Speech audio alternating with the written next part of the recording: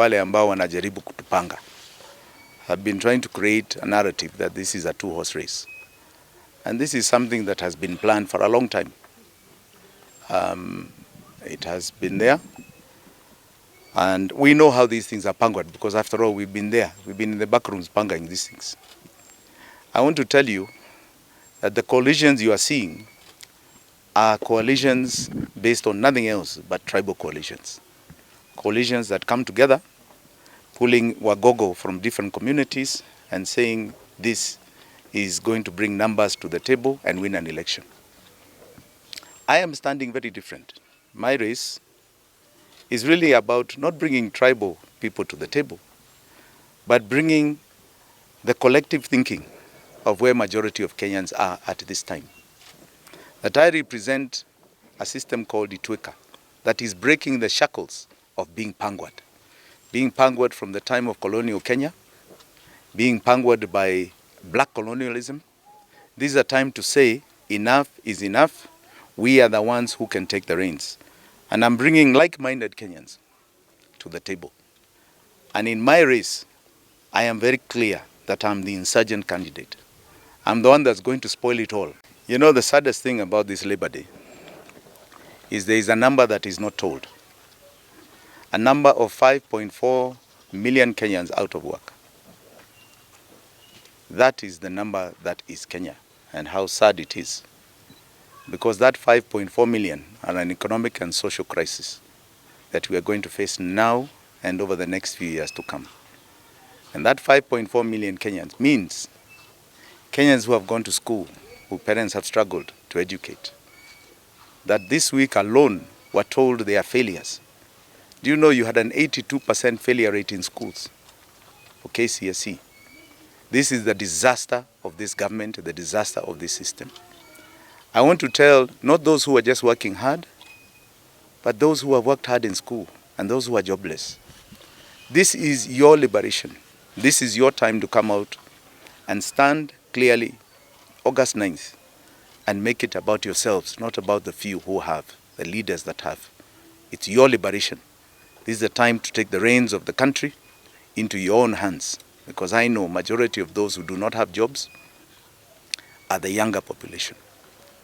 This is your time to stand up and be counted. It is going to be near impossible for anybody to win in the first round.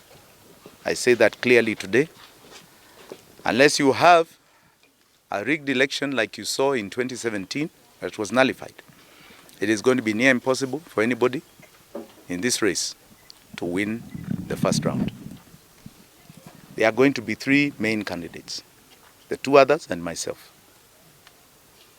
And I can tell you that is when you're going to see the true numbers of this nation. The true numbers beyond tribal coalitions, but the right-thinking Kenyans who have decided this is the time to come to the table and be counted.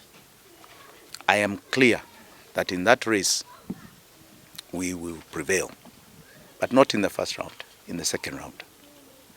I'm also very clear in my choice of running mate. I'm keeping my card very close to my chest.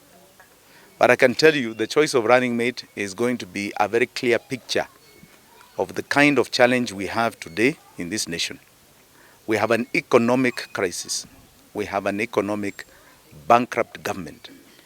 We have a crisis that is affecting every single one of our lives. And that is what should be on the table, the discussion of what are the solutions and the people that can bring these solutions to bear. Not tribal coalitions of Wagogo of politics. It must be about right-thinking Kenyans that are prepared to work very hard to make sure that the majority of our lives are changed for the better.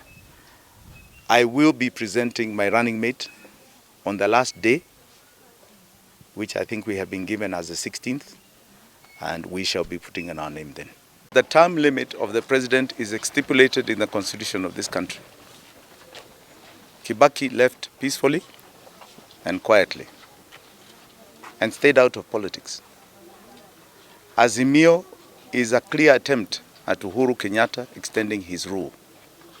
He's the chairman of a political outfit called Azimio. He is extending his rule kinyume cha sheria ya Kenya. Uhuru Kenyatta, as is evident with everything you're doing, you want to stay. And we want to tell you, your time is up. Go home. Asante sana. I have come to start a conversation in the mountain. And it's a conversation that is about the consciousness of Kenya. The mountain region has been the bedrock of liberation struggles in this country, the bedrock of independence, the bedrock of the second liberation. And this time, they have decided to play second fiddle, and I'm telling them they cannot, because we have a bigger liberation, and that is the liberation of the majority of Kenyans from the yoke of a terrible dictatorship that was started by the colonial era. A system of governance that has disproportionately disenfranchised 99% of Kenyans. This is the greatest liberation ever since the struggle for Uhuru in this nation.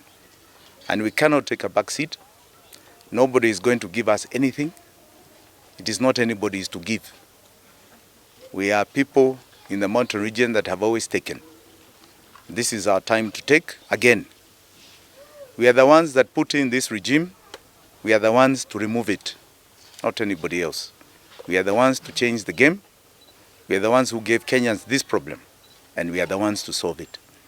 The problems they have faced over the last 10 years, we gave them. And it's we here in the mountain that must rectify that big mistake, not anybody else.